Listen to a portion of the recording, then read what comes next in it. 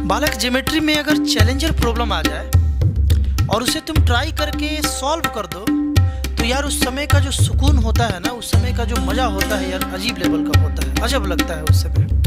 हम चाहेंगे कि एक बार इस क्वेश्चन को बालक ज़रूर ट्राई करो और देन सॉल्यूशन देखो। ट्राई करोगे, क्वेश्चन के साथ स्ट्रगल करोगे, इससे माइंड भी डेवलप होगा और मज़ा भी आएगा।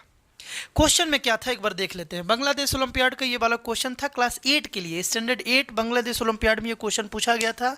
हमारे यहाँ भी ये क्वेश्चन पूछने का प्रोबेबिलिटी है। खैर ऐसा क्वेश्चंस एनटीएससी वगैरह में भी पूछा जाता है, इस टाइप का क्वेश्चन है ना। तो यार इसे कैसे सॉल्व करेंगे, ध्यान से देखो। क्वेश्चन में था, क्वेश्चन में बाबू था यहाँ पर कि AC जो है ना, AC ये CB के बराबर है। देखो AC और CB ये दोनों बराबर है। अगर बालक ये दोनों बराबर है और ये अगर x है तो ये x हो गया, इस बात से सहमत हो, है ना। ये आइसोसेलेस हो गया ना, ये साइड और ये साइड बराबर दिया है। ये दोनों साइड बालक अगर बराबर है तो ये दोनों एंगल भी बराबर होगा। ये x तो ये भी x डिग्री हो जाएगा। एग्री कर रहे हो बात से, है ना। आगे देखो, इस ट्रायंगल को देखो, ABC ट्रायंगल को देखो। ये जो ट्रायंगल है ABC, इसका AC जो है ना ये प्रोड्यूस हो रहा है, तो ये एक्सटीरियर एंगल हो गया। ABC ट्रायंगल के लिए एक्सटीरियर एंगल हो गया। और ये जो एंगल है ना एक्सटीरियर एंगल बालक, इन दोनों अपोजिट इंटीरियर एंगल के सम के बराबर होता है। डेट्स वाई ये 2x हो जाएगा।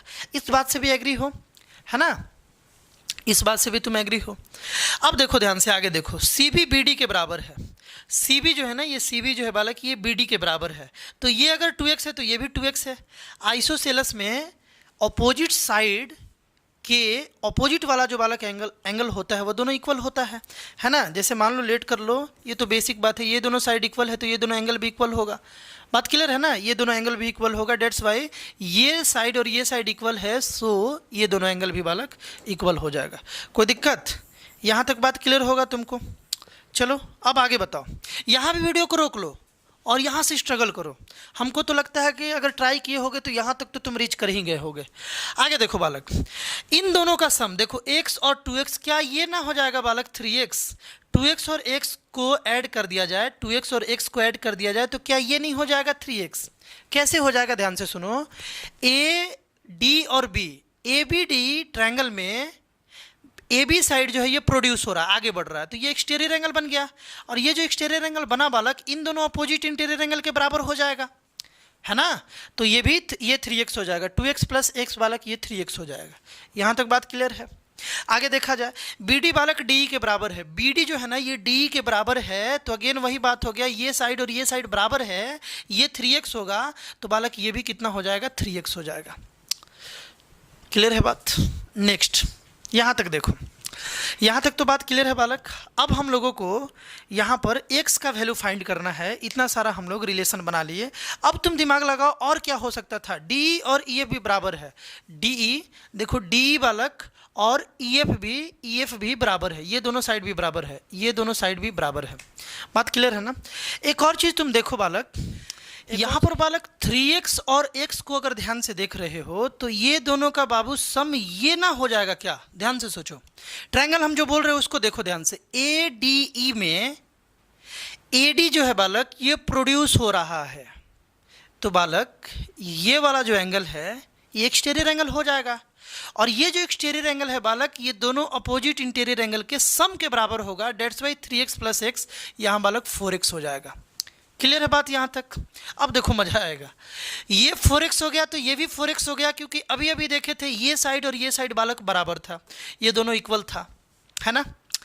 अब ध्यान से समझना, x का वैल्यू बताना है, यानी वेरिएबल का वैल्यू फाइंड करना है, तो यार कोई ना कोई इक्वेशन तो चाहिए होगा। विदाउट इक्वेशन क्या तुम वेरिएबल का वैल्यू फाइंड कर सकते हो क्या।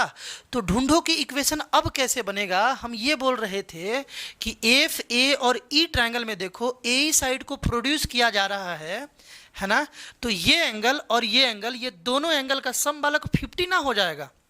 ये दोनों एंगल का सम, इस एंगल और इस एंगल, इस ट्रायंगल को देखो, AFE को देखो, AFE में ये एंगल प्लस ये एंगल इस एंगल के बराबर हो जाएगा, बिकॉज यहाँ पर AE को प्रोड्यूस किया जा रहा है, तो ये एक्सटीरियर एंगल बन रहा है। और एक्सटीरियर एंगल का वैल्यू बालक इंटीरियर अपोजिट एंगल के बराबर होता है।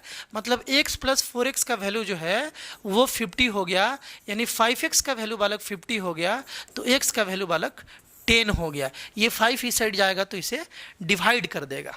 कोई दिक्कत बालक? x का वैल्यू यहाँ से 10 आ गया और यही इसका राइट आंसर था। इस टाइप का और भी इंपॉर्टेंट क्वेश्चन देखने के लिए जो तुम्हारे ज्योमेट्री को बूस्ट करेगा, इस चैनल पर एक प्लेलिस्ट बना हुआ है बालक जिसका नाम है ज्योमेट्री बूस्टर, उसे जा करके तुम विजिट कर सकते हो और देख सकते हो। उसी तरीके से मैथ बूस्टर को विजिट करोगे तो algebraic questions of NTSE and IMO PYQ uploaded है। मिलते हैं बालक हम लोग नेक्स्ट वीडियो में।